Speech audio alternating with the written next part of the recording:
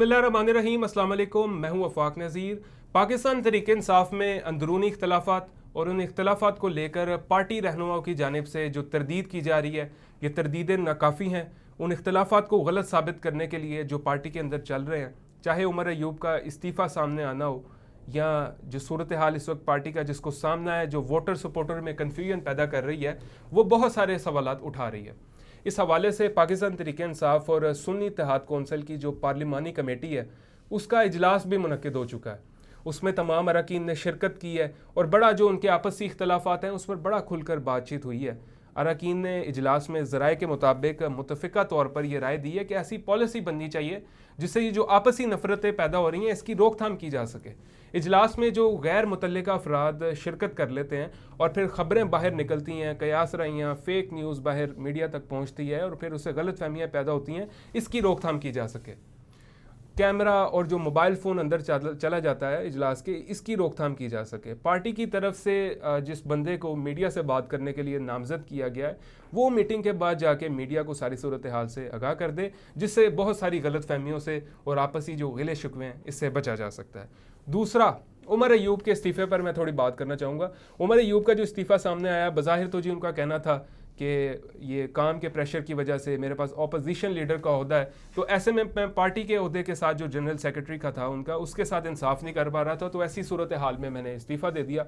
जबकि इसके ऊपर असल कहानी ये है कि उमर अयूब का इस्तीफ़ा जो पिछले 2 माह से महाजर आई पार्टी के अंदर चल रही थी, ये उसका नतीजा है। और जब कोर्ट में इमरान खान साहब की अपीलों पर कल फैसला आया और फिर उस सिलसिले में लोगों की तरफ से जो एहतजाज का, जो वोटर सपोर्टर है उनकी तरफ से एहतजाज का मुतालबा किया गया, उस वक्त मज़ीद प्रेशर बढ़ा। फिर उमर अयूब ने अब यहाँ से रिज़ाइन कर दिया जनरल सेक्रेटरी के ओहदे से।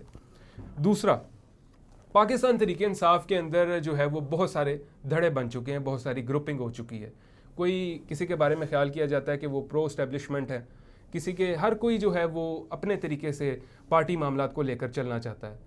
ऐसे में वोटर सपोर्टर कन्फ्यूजन का शिकार है। इमरान खान साहब की एक्चुअल में जो तर्जुमानी कर रहा है वोटर सपोर्टर को, वो समझ नहीं आ रहा कि कौन इमरान खान साहब की आवाज़ पर इस वक्त हम आवाज़ है। हर कोई अपनी बात कर रहा है, हर तरीके से जो है वो अपने तरीके से पार्टी को लीड करना चाहता है।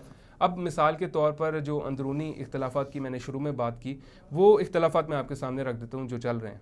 जैसा कि पार्टी के अंदर ग्रुपिंग हुई है, जैसा कि शेर अफजल मरवत ग्रुप है, फिर गौहर खान ग्रुप है, असद कैसर ग्रुप है, फिर उसके अलावा गंडापुर ग्रुप है।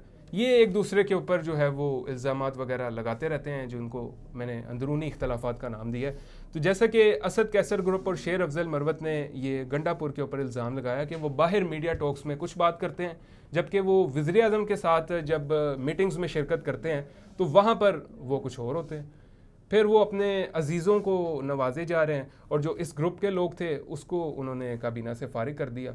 और फिर कोई कह रहा है जी कि इमरान खान साहब की बहनों के साथ इंसाफ नहीं हो रहा, उनको जो है वो एतमाद में नहीं लिया जा रहा, उनसे बदतमीज़ी की जा रही है। तो ये वो सूरत हाल बनी हुई है जिसका पार्टी को सामना है। पाकिस्तान मुस्लिम लीग नून के जब इस्टेब्लिशमेंट के साथ मामला ख़राब हुए तो उस वक्त नवाज शरीफ के पास शहबाज शरीफ वो बंदा था जो पार्टी को लीड कर रहा था, उनका अपना बंदा था। नवाज शरीफ की पीठ में खंजर नहीं घोंपा उन्होंने और बड़े अच्छे तरीके से मामलात को वो लेकर चले और इस्टेब्लिशमेंट के साथ उन्होंने अपने मामलात को सेटल डाउन कर लिया। तो इमरान खान साहब यहाँ पे इस एज से महरूम है, उनके पास कोई ऐसा बंदा नहीं है जो अच्छे तरीके से तमाम लोगों के साथ जो है वो अपनी बातचीत को आगे बढ़ा सके। तो इमरान खान को यहाँ से थोड़ी सी मार पड़ी है और ऐसी सूरत हाल में पार्टी का नुकसान हो रहा है। वोटर सपोर्टर कन्फ्यूजन का शिकार है कि आया किसकी बात के ऊपर यकीन किया जाए, किसकी बात के ऊपर यकीन ना किया जाए। ये वो अंदरूनी इख्तलाफात हैं जिनका पाकिस्तान तहरीक इंसाफ को सामना है। बहरहाल ये थी हमारी आज की वीडियो। अभी तक के लिए इतना ही। अल्लाह हाफ़िज़।